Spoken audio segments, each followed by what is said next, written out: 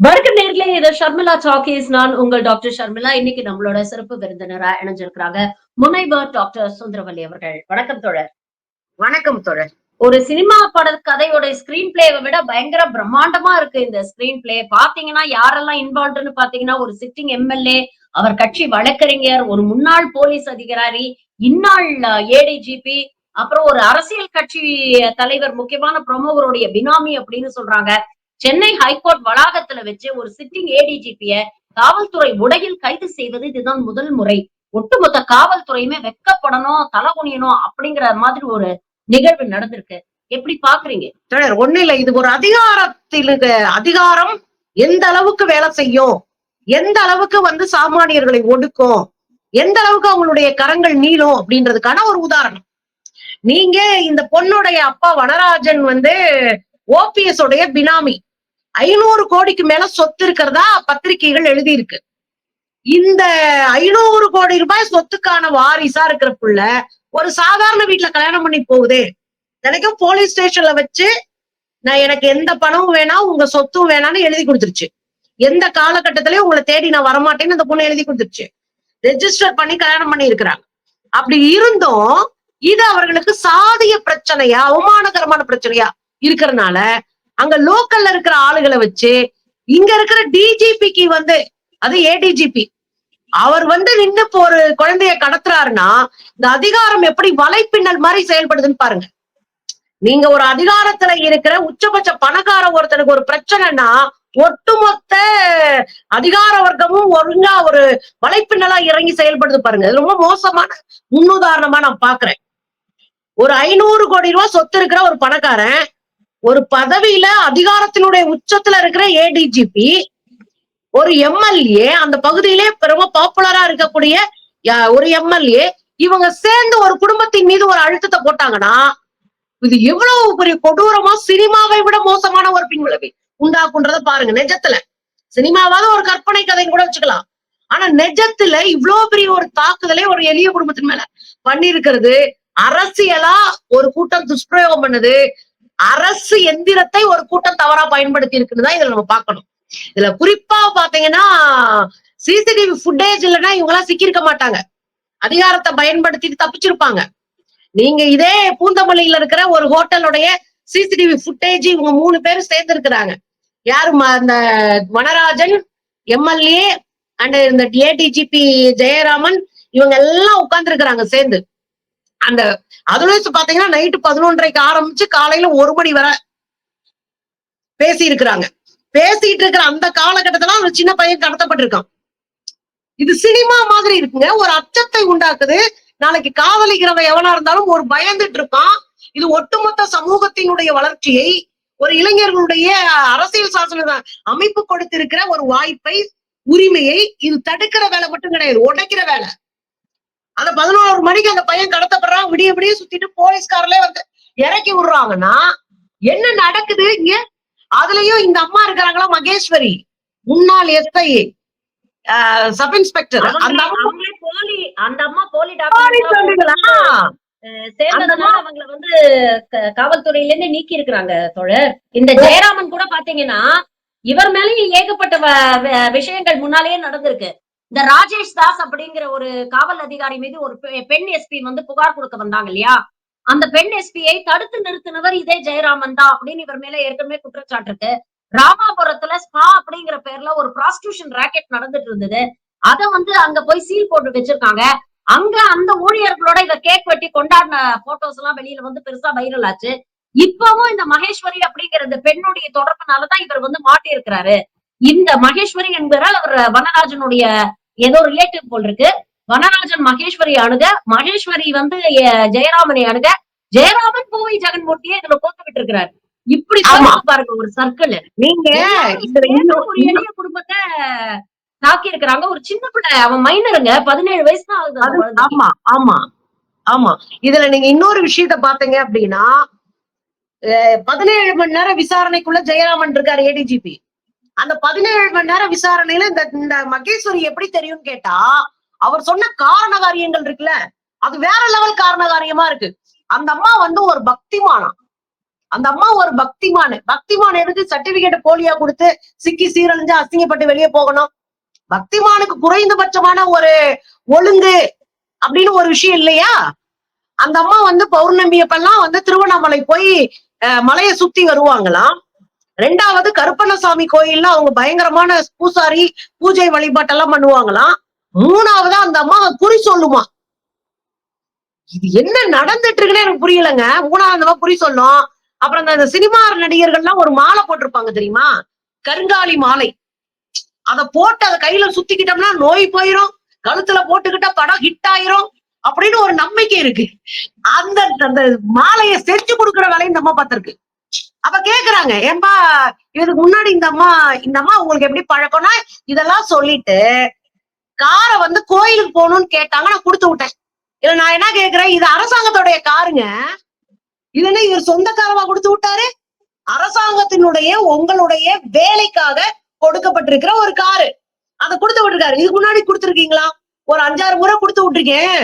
அவங்க கோயிலுக்கு போறவங்க, அவங்க ரொம்ப நல்லவங்க. எல்லாமே ஒழுக்கக்கேடான ஒரு வேலை, தனி மனித ஒழுக்கமற்ற ஒரு கூட்டத்துடைய வேலையா இருந்திருக்கு. இதுல எவ்வளவு பெரிய கேவலம் பாருங்க. அந்த ஏடிஜிபி வந்து 25 லட்சம் ரூபாய் பேரம் பேசி இருக்கிறாரு இந்த காதல் ஜோடிகளை பிரிச்சு விடுறதுக்கு. இதுல 10 லட்சம் ரூபாய் அட்வான்ஸா வாங்கி இருக்கிறாரு. அந்த 10 லட்சம் ரூபாயும் அந்த போலீஸ் வெஹிக்கிள்ல இருந்து அவங்க ரிகவர் பண்ணி இருக்கிறாங்க. எனக்கு என்ன ஒரு பயத்தோட, இவங்க இப்படி தைரியமா போய் அந்த வீட்டுக்குள்ள நுழைஞ்சு அந்த காதல் ஜோடிகளை வந்து தேடி இருக்கிறாங்க. அதை கிடைக்கலன்னா அந்த பிள்ளைய கடத்திட்டு போயிருக்கிறாங்க. அந்த பையனும் பெண்ணும் இவங்க கையில மாட்டி இருந்தா இவங்க என்ன பண்ணிருப்பாங்க? இது இன்னொரு ஒரு சாதிய ஆணவ படுகொலையில போய் முடிஞ்சிருக்காதா அப்படிங்கிற ஒரு அச்சம் வந்து ஏற்படுது தோழர். அந்த பையனுடைய நிலைமை என்ன இருக்கும் இவங்க கிட்ட சிக்கி இருந்தா? யோசிச்சு பாருங்க. இது தொடர்ந்து நடக்குது தோழர். நீங்க பையனை மட்டும் இல்ல, பெண்களையும் கொன்றுவாங்க. சாதி ஆணவ படுகொலையில 80% கொலை செய்யப்பட்டது பெண்கள் தான். அவங்க மகளா இருப்பாங்க, அவங்களையும் சேர்த்து கொண்டுருவாங்க. என்னுடைய சாதிக்கு இழிவை ஏற்படுத்திட்ட, களங்கத்தை ஏற்படுத்திட்ட, என் சுயமரியாதை போச்சு, நான் அந்த சமூகத்துல எவ்வளவு பெரிய ஆள் தெரியுமா, உன்னைய கொன்னு அதை சரி கட்டிக்கிறேன் அப்படின்னு 80% சாதியானவ படுகொலையில படுகொலை செய்யப்பட்டவர்கள் பெண்கள். 10 ஆண்டுக்கு பிறகு படுகொலை செய்யப்பட்டிருக்காங்க. 12 ஆண்டுகளுக்கு அப்புறம் குழந்தை குட்டிகளோட வீட்டுக்கு 10 வருஷம் கழிச்சு கூப்பிட்டுட்டு போய்க்கலாம் கொலை பண்ணிருக்காங்க. நீ தென் மாவட்டங்கள்ல இது கூடுதலா நடந்திருக்கு. அதுவும் உசிலம்பட்டி, தேனி போன்ற இடங்கள்ல இது கூடுதலா நடந்திருக்கு. அதுவும் போலீஸே கூட நின்னு அந்த கொலைக்கு உடந்தையா இருந்திருக்காங்க. பல கேசஸ்ல இருக்கிறாங்க. இன்னைக்குதான் இது பெரிய அளவுல வெடிச்சு வெளியே வந்து பெரிய அளவுல மாட்டிக்கிட்டு பேரம் பேசி கட்ட பஞ்சாயத்து பேசி லட்சக்கணக்கில 500 கோடி வச்சிருக்கிறான்றான். 1 கோடி ரூபாய் கொடுக்கறதும் அந்த ஆளுக்கு ஒரு பெரிய காசே கிடையாது. இப்ப ஆளுக்கு 50 லட்சம் கொடுக்குறேன்டா, கேச முடிச்சு விட்டு போ, எனக்கு அந்த பையன் வேணும். கடத்துறதுக்கு 25 லட்சம், கொலை பண்ணி புதைக்கிறதுக்கு 1 கோடி அப்படின்னு பேசிட்டு இருந்தா கூட ஆச்சரியப்படுறதுக்கு இல்ல தோழர். ஆச்சரியப்பட எதுவுமே இல்ல தோழர். நாளைக்கு இந்த பையனை கொண்டு ஒரு ட்ரெயினோடைய ட்ராக்ல போட்டு விட்டுட்டு தற்கொலை பண்ணிக்கிட்டாருன்னு சொல்லிட்டு போவானுங்க. ஏன்னா அதிகாரத்துல இருக்காங்க. ஒரு பக்கம் ஓபிஎஸ், அவருக்கு சென்ட்ரல் கவர்மெண்ட் வரைக்கும் அவருக்கு தொடர்பு இருக்கு. ஒரு டம்மி பீஸா இருந்தாலும் அவருக்கு தொடர்பு இருக்குன்னு வச்சுக்கோங்களேன். அவர் காலில் விழுந்து கூட கெஞ்சி கூத்தாடி ஒரு விஷயத்த சரி பண்ண முடியும். அவருடைய பினாமி. இன்னொரு பக்கம் பாத்தீங்கன்னா தமிழ்நாட்டினுடைய ஏடிஜிபி எவ்வளவு முக்கியமான பொறுப்பு. அப்ப இவங்க எல்லாம் சேர்ந்து நின்னுகிட்டு இந்த பணத்தை வாங்கிக்கிட்டு அந்த பையனை போட்டிருந்தாங்கன்னா கேட்க நாதி இல்லாம போயிருக்கோம். வேணா நம்ம போராட்டம் பண்ணிருப்போம், தெருவா போராட்டம் பண்ணி மேடையில பேசிட்டு இருந்திருப்போம். ஆனா செத்து போன பையன் செத்து போனவன் தானே. இதுல என்னன்னா பூவை ஜெகன்மூர்த்தியா இருந்ததுதான் எனக்கு ஆச்சரியம். அந்த பையன் ஒரு எளிய குடும்பத்துல இருந்து வந்து ஜெயிச்சு படிச்சு ஒரு வேலைக்கு போய் சுயமா காலில் நிக்கிறான். அடுத்த தலைமுறை அவன் வளர்ந்து வர்றான். இப்ப உண்மையிலேயே பூவை ஜெகன்மூர்த்தியார் இருந்திருந்தா, ஏன்னா நான் அவரை பத்தி கேள்விப்பட்டிருக்கேன், உங்க அண்ணன், அவர் ஒருவேளை இருந்திருந்தா அந்த சாமானிய மக்களினுடைய குரலா இருந்திருப்பாருன்னு சொல்றாங்க. ஏன்னா நேரடியா அவங்களோட பழகுன நமக்கு நல்ல நண்பர்கள் இருக்காங்க. பூவை ஜெகன்மூர்த்தியார்லன்னா நாங்களாம் படிச்சிருக்க மாட்டோம், அவர் படிடான்னு சொல்லுவாரு, அதிகாரத்துக்கு வரணும்னு சொல்லிக்கிட்டே இருப்பாரு அப்படின்னு பார்த்தோம். ஆனா பூவை மூர்த்தியார் சொல்லியிருக்காரு அப்படி. இந்த ஜெகன்மூர்த்தியாரு தான் யாரு பக்கம் நிக்கணுமோ, எளிய பின்னணியில் இருக்கிற ஒரு குடும்பத்துல இருக்கிற குழந்தைக்கு எதிராருன்னு ஒரு அதிகார வர்க்கத்துக்கு துணை போயிருக்காரு. இத உடனே என்ன ஒரு கூட்டம் நம்மள பார்த்து நம்மள கைகூலின்றான். அதை கேட்டா, டேய் கைகூலின்ற வேண்டாம், கைகூலின்றதான் பண்ணிருக்கிறீங்க. இவ்வளவு பெரிய தொகையை பேரம் பேசிருக்கீங்க, இத்தனை மணி நேரம் பேரம் பேசிருக்கீங்க, சிசிடிவி ஃபுட்டேஜ் கிடைச்சிருக்கு, கையங்களமா சிக்கிருக்கீங்க, நீதிமன்றம் பொளந்து கட்டி இருக்கு. மக்கள் உங்களை வந்து தேர்ந்தெடுத்திருக்காங்க, கட்ட பஞ்சாயத்து பண்றதுக்காக தேர்ந்தெடுத்தாங்க அப்படின்னு நீதிமன்றம் வச்சு செஞ்சு வச்சிருக்கு. இது நம்மள வந்து இதுங்க சங்கிங்க, இப்ப நம்ம சங்கி ஆயிட்டோம் கேள்வி கேட்டவங்க. அப்ப இல்ல இது தோழர், இதுல நியாயமான ஒரு இன்னொரு விஷயம் யோசிச்சு பாருங்க. ஒரு பக்கம் வந்து பட்டியலின மக்களை வந்து அரசியல் மயப்படுத்தணும், அவங்கள பொது நீரோட்ட அரசியலுக்கு கொண்டு வரணும்னு ஒரு தலைவர் வந்து கஷ்டப்பட்டுட்டு இருக்காரு. முந்தா நேத்து கூட ஒரு பேரணி நடத்தணும். அது மதச்சார்பின்மை மிக்க நாடு. மதம், சாதி அப்படிங்கிறது மக்களோட போகட்டும். இது அரசியல் கொண்டு வராதீங்க. அப்படிங்கிற விஷயங்கள்லாம் ஒரு பக்கம் பேசிக்கிட்டு இருக்காரு. இன்னொரு பக்கம் இவங்க பொதுவான ஒரு விஷயத்த நரேட்டிவ கட்டமைக்க முயற்சி பண்றாங்க. பட்டியலினத்தை சேர்ந்த கட்சிகள் தலைவர்கள் எல்லாருமே கட்ட பஞ்சாயத்து பண்ணுவாங்க. அதுதான் அவங்களுடைய பொழப்பு. அதுக்காக தான் அரசியல் நடத்துறாங்க. அப்படிங்கிற ஒரு விஷயத்த இன்னைக்கு இது போன்ற பூவை ஜெகன்மூர்த்தி போன்றவர்கள் அந்த நரேட்டிவ்க்கு மேலும் வலு சேர்க்கிற மாரி இருக்கு இல்லையா இவங்களுடைய நடவடிக்கை. அதுதான் வந்து ரொம்ப வருத்தமா இருக்கு. ஒரு பக்கம் அந்த சமூகத்தை வந்து அரசியல் படுத்தணும், பொது நீரோட்டத்துக்கு கொண்டு வரணும்னு முயற்சி பண்ணக்கூடிய நாம 10 அடி எடுத்து வச்சா இவங்க செய்யக்கூடிய இந்த ஒரு விஷயம் வந்து நம்மள 20 அடி பின்னால கொண்டு போய் நிறுத்திடுது அப்படிங்கிறதுதான் கொஞ்சம் வருத்தப்பட வேண்டிய விஷயமா இருக்கு. கோர்ட்ல கூட நீங்க பாத்தீங்கன்னா ஏடிஜிபியை கைது செய்யணும். ஏன்னா இவர் நேரடியா இன்வால்வ் ஆயிருக்காரு. இவர் இதை கொடுத்திருக்கிறாரு, இவர் வண்டியை கொடுத்து ஹெல்ப் பண்ணிருக்கிறாரு அப்படின்னு சொல்றாங்க. ஆனா பூவை ஜெகன்மூர்த்தியை கைது பண்ணணும் அப்படின்னு நீதிபதி சொல்லல. விசாரணைக்கு நீங்க ஒத்துழைக்கணும் அப்படிங்கிறாரு. இவரை விசாரணை பண்ண போற போலீசாரிலே இவங்க கட்சி ஆளுங்க சேர்ந்தவங்க அங்க தள்ளுமுறை நடத்திருக்கிறாங்க. போலீஸ உள்ளுக்குள்ள அலோவ் பண்ண மாட்டோங்கிறாங்க. விசாரணை கூட நான் வரமாட்டேன், ஒத்துழைக்க மாட்டேன் அப்படிங்கிற ஒரு நிலைப்பாடை எடுக்கிறாரு. கோர்ட்டுக்கு வரும்போது கூட பாத்தீங்கன்னா வக்கீல்கள் படை சூழ அவர் வராரு. இதெல்லாம் பார்த்து நான் பயந்துருவேனா அப்படின்னு நீதிபதி வந்து கேள்வி கேட்கிறாரு அப்படிங்கறதெல்லாம் பாக்கும்போது எந்த அளவுக்கு வந்து அதிகாரத்தை வந்து இவங்க மிஸ்யூஸ் பண்றாங்க. ஒரு பப்ளிக் சர்வெண்டா இருக்க வேண்டியவங்க இன்னைக்கு ஒரு பப்ளிக் எனிமியா மாறி நிக்கிறாங்களே அப்படிங்கறத பார்க்கும்பொழுது ஏழை எளிய மக்களுக்கு வந்து இன்னைக்கு வந்து சட்டமும் சரி, நீதிமன்றமும் சரி, ஏழை எளிய மக்களுடைய நிலைமை என்ன இது இது போன்ற விஷயங்கள்ல அப்படின்னு நினைக்கும் போது உண்மையிலேயே ரொம்ப கவலையா இருக்கு இல்லையா? தொடர்ந்து தலித்து சமூகத்துல இருந்து ஒரு தலைவன் ஸ்டிமுலேட் ஆகி வர்றாரு அப்படின்னா அவர் மேல முதல்ல வைக்கிற குற்றச்சாட்டு ரவுடி, 2வது கட்ட பஞ்சாயத்து. இவங்க எந்த குரலும் மற்றவர்களா இருப்பாங்க. இவங்க பக்கம் நிக்க யாருமே இருக்க மாட்டாங்க. இந்த யாருமே இல்லாத ஒரு பெரிய சமூகத்தினுடைய தலைமையா ஒருத்தன் எந்திரிச்சு வந்து அடிக்க ரெடியாருவான். அடிக்க ரெடி ஆகி தம் பிள்ளைங்களை படத்திரட்ட ரெடி ஆகி அந்த குழந்தைங்களுக்கு கல்வி தாண்டா முக்கியம், அதிகாரம் தான் முக்கியம்னு சொல்லி மேல எமர்ஜ் ஆகி வரும்போது அவர் மேல சுமத்தப்படுகிற முதல் குற்றச்சாட்டை கட்ட பஞ்சாயத்து, ரவுடித்தனம் அப்படின்றதா காலகாலமா தலித் சமூகத்திலிருந்து உயர்ந்து வருகிற தலைவர்கள் மீது வைக்கப்பட்டது. அதை தாண்டி நின்றுதான் அவங்க அரசியலாகி மேல வர்றாங்க. இந்த விஷயத்திலே அப்படிதான். இந்த பூவை மூர்த்தியாரு பேசுகிற பல காணொளி நான் கேட்டிருக்கேன். அவர் திரும்ப திரும்ப அதான் சொல்றாரு, நம்ம மேல இப்படிதான் சொல்லிட்டே இருப்பான். அது ஒரு பக்கம் இருக்கட்டும், நீ அதிகாரத்துக்கு வா படி அப்படின்னு பேசின பல காணொளி நான் கேட்டிருக்கேன். அண்ணன் திருமாவர்கள் நீங்க பாத்தீங்க அப்படின்னா ஒரு 10 பேரோட ஆரம்பிச்ச விடுதலை சிறுத்தைகள் அமைப்பு ஒரு கட்சியா மாறி இன்னைக்கு லட்சக்கணக்கான மக்கள் பொதுவா இருக்கிறவங்க, அதாவது அது சாதி கட்சியா இல்ல, ஒரு ஒடுக்கப்பட்ட சமூகத்தினுடைய ஒரு கட்சி அப்படி இல்ல, அது மக்களினுடைய கட்சியா. அதுல எல்லா சமூகமும் இருக்கிறாங்க. பிற்படுத்தப்பட்டவர்கள், மிகவும் பிற்படுத்தப்பட்டவர்கள், தலித்துகள், பழங்குடிகள், சிறுபான்மை மக்கள், பெண்கள்னு எல்லாருமே இருக்கும். அப்ப அதுல எல்லாரும் இருக்கும்போது அது ஒரு பெரிய எமர்ஜ் ஆகி ஒரு பெரிய இடத்துக்கு வருது. இதுல என்ன கூத்து தெரியுங்களா? நேத்து நீங்க சமூக வலைதளத்துல பார்த்திருப்பீங்க. பூவை மூர்த்தியாருடைய காணொலியை போட்டுட்டு இந்த இந்த பேரறிவு மிக்க பெரிய அறிவு இருக்கிற படித்து கிழிச்சிருக்கிற ஒரு கூட்டம் வந்து சமூக வலைத்தளத்துல இருக்கும். அவங்கதான் போராளிகள். நாமெல்லாம் ரோட்ல நின்று சும்மா கத்திக்கிட்டு இருக்கிறவங்க இல்லையா? அந்த போராளி கூட்டம் அண்ணன் திருமாவர்களுக்கு பூவையார் இருந்திருந்தால் பாடம் நடத்தியிருப்பார்னு போட்டாங்க. எனக்கு என்னன்னா, திருமாவர்களுக்கு பாடம் நடத்துகிறதுக்கு முதல்ல குறைந்தபட்ச அடிப்படை அரசியல் அறிவு வேணும். நான் என்ன கேள்வி கேட்கிறேன்னா, ஒரு சாமானிய இடத்துல இருந்து வந்து பொது சமூகம், பொது நீரோட்டத்துல ஒட்டுமொத்த மக்களையும் திரட்டி தலித்துகளை ஒடுக்க கூடாதுன்னு ஒரு பொதுச்சன சமூகத்துல இருந்து ஒரு குரலை எழுப்ப வைக்கிறது ஒண்ணு சாதாரண விஷயம் இல்ல. இப்போ சர்மிளா அவங்களை கூட்டிட்டு வந்து விடுதலை சிறுத்தைகள் கடவுள் மறுப்பை பேச வைப்பதோ அல்லது பெண்ணியத்தை பேச வைப்பதோ, தலித்து விடுதலைக்கான குரலை எழுப்ப வைப்பது சாதாரண விஷயமா? நீ செஞ்சிருவியா? நீ செய்ய முடியுமா நான் கேட்கிறேன். ஆனா இப்படியான ஒரு குரலை ஒட்டுமொத்த தமிழ் சமூகத்துக்கும் சுந்தரவல்லி போன்றவர்கள் எல்லாத்தையும் ஒருங்கிணைச்சு ஒரு ஆதரவான ஒரு இயக்கத்தை கட்டமைச்சு நம்ம பொது நீரோட்டத்துல இருக்கணும், எல்லாரையும் ஒருங்கிணைக்கணும். அப்பதான் அவன் மனசுல இருக்கிற அந்த சாதி கழிவு போகும். சாதி இழிவான மனநிலையை மாத்தணும், சேர்ந்து அடிக்கணும். நம்ம எதிரி பார்ப்பனியம், நம்ம எதிரி சனாதனம், நம்ம அவங்கள அடிக்கிறோம்னா நம்ம சண்டை போடக்கூடாது. அதனால எல்லாத்தையும் ஒருங்கிணைக்கிற வேலையை அண்ணன் திரும்ப பாக்குறாரு. இவருக்கு என்ன டீச் பண்ணி நீங்க முடிச்சிருவீங்க? அப்ப இந்த ஒரு கும்பல் வேலை செஞ்சுட்டு இருக்குங்க.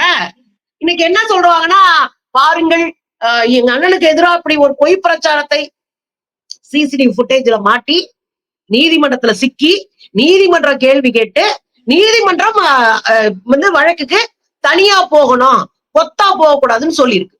தப்பு யார் பண்ணாலும் தப்பு தானே. ஒரு சாதிய அடையாளத்தை வச்சுட்டு நீங்க எது பண்ணாலும் ஓகேன்னு சொல்லிடுவோமா? அதாவது ஜாதிய அடையாளத்தை தாண்டி ஒருத்தர் உடைச்சு ஒட்டுமொத்த ஒடுக்கப்பட்ட மக்களினுடைய குரலாக மேல வரும்போது அதை நீங்க இழிவுபடுத்திட முடியுமா? அப்ப உங்க ரோல் என்ன? அரசியலா ஒரு தலைவர் மேல வந்துடக்கூடாது, அவர் எல்லோருக்குமான தலைவரா ஆயிடக்கூடாது, அவர் இந்திய அரசியல்ல பேசப்படுகிற ஒரு மனுஷனா மாறிடக்கூடாது, பூரா ஜாலரா அடிச்சுட்டு உங்க கூடயே திரியணும்னு நினைக்கிறீங்க.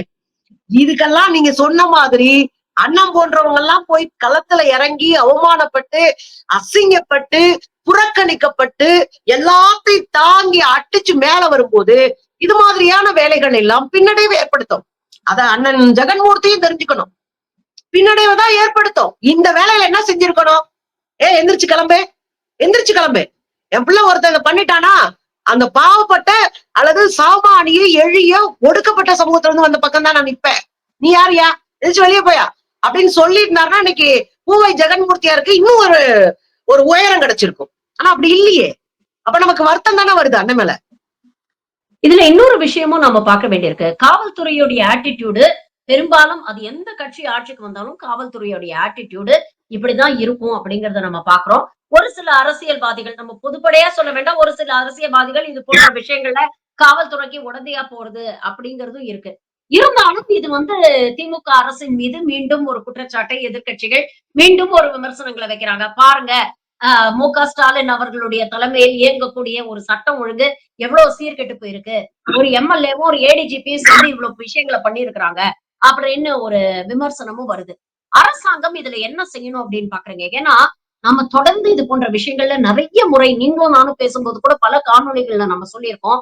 ஒரு அரசுடைய எண்ணம் நல்ல எண்ணமாக இருந்தா கூட அதை நடைமுறைப்படுத்தக்கூடிய அதிகார பதவியில் இருக்கக்கூடியவர்கள் இன்னைக்கு ஒரு ஸ்லீப்பர் செல்லா, ஒரு சைலண்ட் சங்கிகளா மாறி உட்கார்ந்து இருக்கிறாங்க.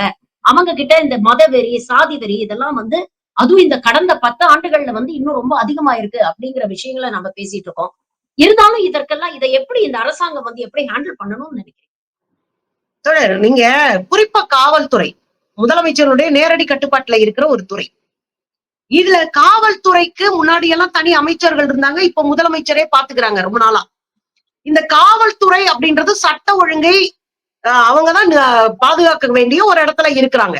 இன்னொன்னு இங்க சட்ட ஒழுங்குக்குள்ள வர அத்தனை பிரச்சனையும் எளிய மக்கள் பக்கத்துல நின்று அவங்கள பாதுகாக்க வேண்டிய ஒரு சூழலே அவங்கதான் இருக்கிறாங்க. இந்தியா முழுவதும் காவல்துறை சீரழிக்கப்பட்டிருக்கு. அதுல தமிழ்நாடு ஒண்ணு.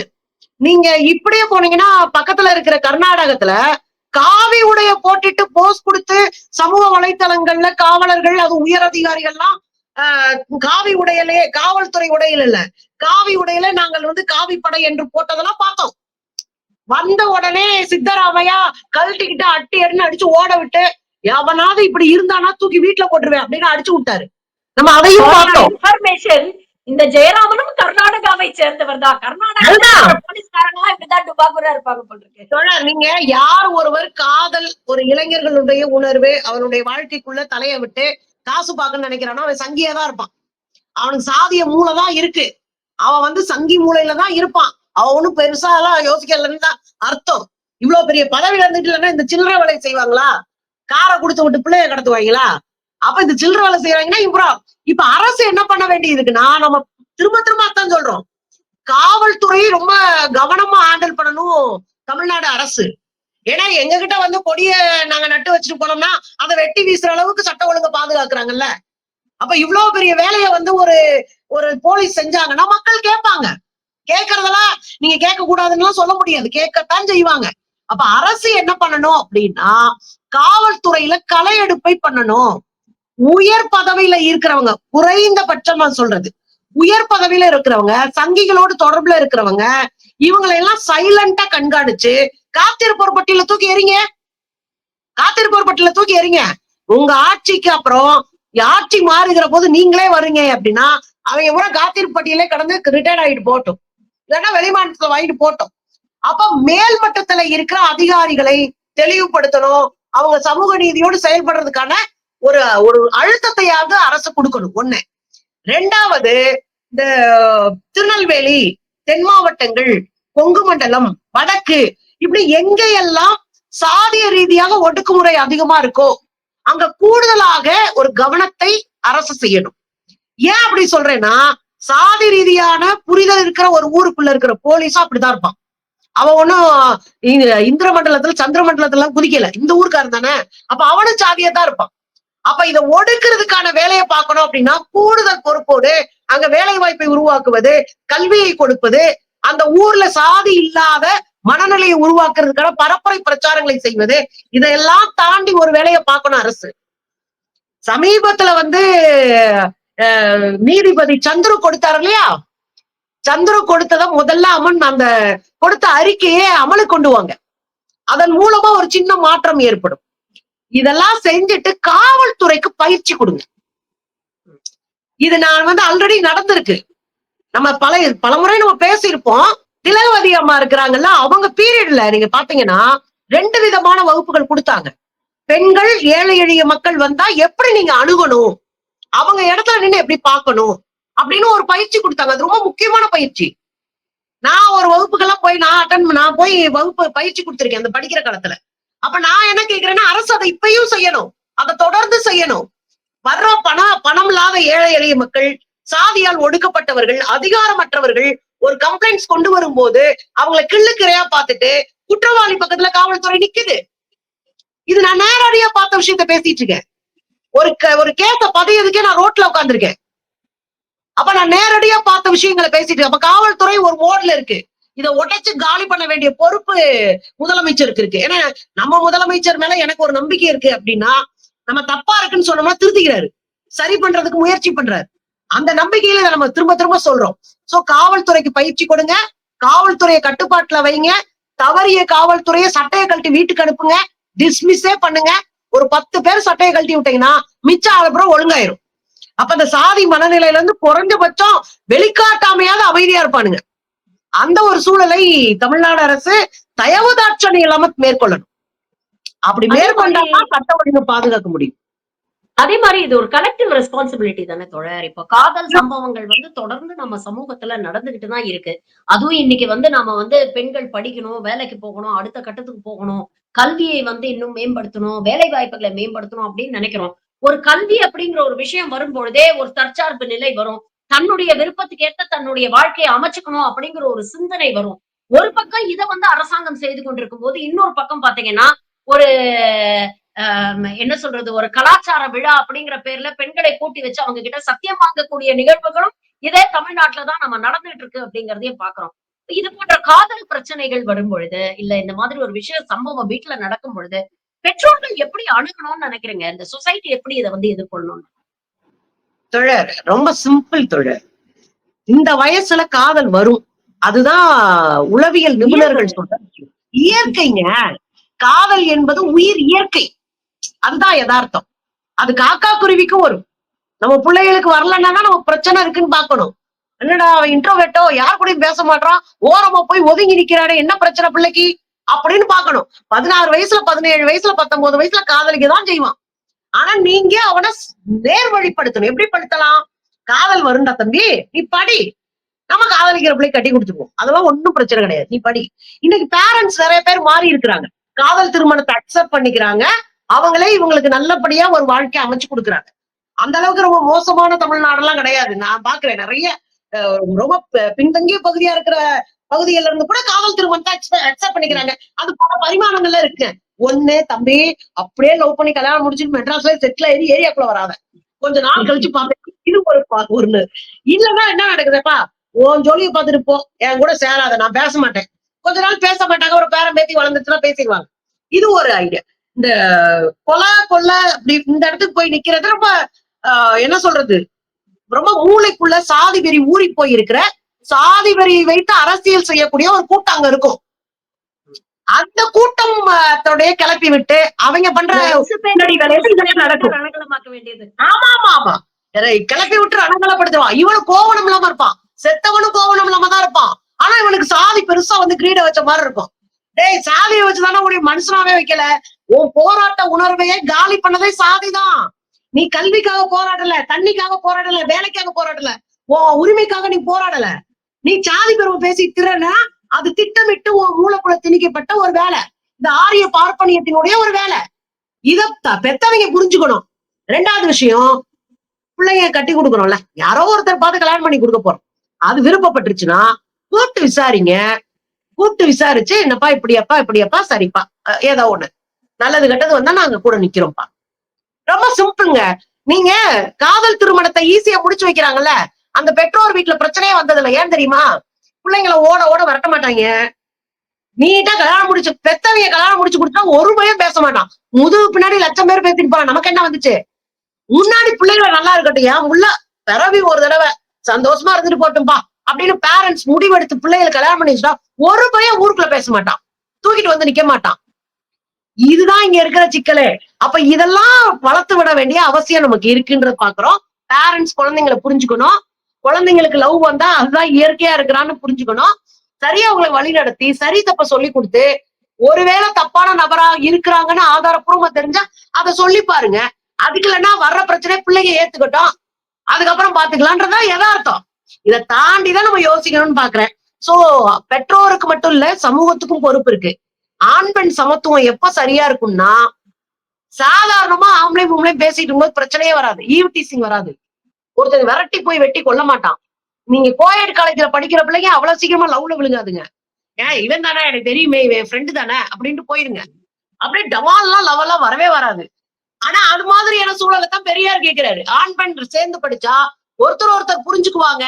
எனவே ஆணும் பெண்ணும் சேர்ந்து படிக்கிற கல்வி நிலையங்களை உருவாக்குங்கள் பெரியார் சொல்றாரு. அப்ப சேர்ந்து படிக்கிற போது புரிந்து கொள்வது, ஒருத்தர் மேல அதீதமான ஐயோ இவங்களா அப்படின்ற ஒரு பெரிய படபடப்பு பட்டாம்பூச்சி எல்லாம் மறக்காது. அதை தாண்டி பட்டாம்பூச்சி பறக்குதுன்னா நம்ம அலைவரிசை மனிதர்களா இருக்கிறாங்கன்னு அர்த்தம். இத பெற்றவங்களும் புரிஞ்சுக்கணும், வாத்தியாரும் புரிஞ்சுக்கணும், சமூகமும் புரிஞ்சுக்கணும், சட்டமும் புரிஞ்சுக்கணும். ஏன்னா இது வந்து ஸ்டாலின் அவர்கள் மட்டும் புரிஞ்சுட்டு போற விஷயம் கிடையாது. ஒட்டுமொத்த சமூகமும் கூட நின்று புரியணும். இது ரொம்ப சாதாரண விஷயத்தை காம்ப்ளிகேட்டட் ஆக்கி அந்த குழந்தைங்களுக்கும் தலைவலி வர வச்சு நீங்களும் ஜெயில போய் உட்கார்றது யாருக்காக? அந்த ஜாதியால ஜெயிச்ச ஒருத்தனை காட்டுங்க, நான் அரசியலை விட்டே போயிடுறேன். பல விஷயங்களை இன்னைக்கு எங்களோட பகிர்ந்துட்டீங்க. உங்கள் நேரத்துக்கும் கருத்துக்களுக்கும் மிக்க நன்றி தோழர். Thank you very much. மகிழ்ச்சி தோழர், மகிழ்ச்சி.